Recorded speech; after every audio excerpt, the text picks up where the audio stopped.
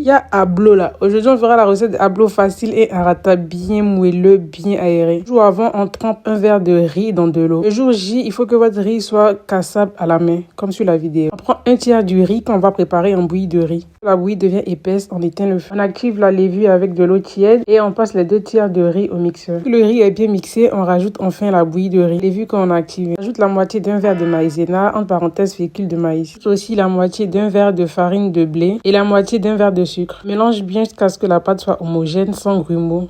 Je rajoute un peu de sel et je continue de battre jusqu'à ce qu'il n'y ait plus d'air dans la pâte. La pâte pour voir si elle n'est pas trop sucrée parce qu'ici la correction c'est le moment. On filme tout ça et on laisse au chaud pendant 3 heures. 3 heures après, on voit que la pâte elle a bien gonflé. C'est à la cuisson à vapeur. Je remplis donc mon bac d'eau et je sors tous mes moules en silicone. Je dégaze bien la pâte et je commence à remplir mes moules pour les passer à la cuisson. Si vous n'avez pas des petits moules comme ça, j'ai aussi testé avec ce moule là et ça fonctionne très bien. Voici c'est cuit, vous passez un cure-dent dans les ablos et si c'est pas cuit, vous allez voir que la pâte va rester sur le cure-dent et si c'est cuit, il n'y aura rien.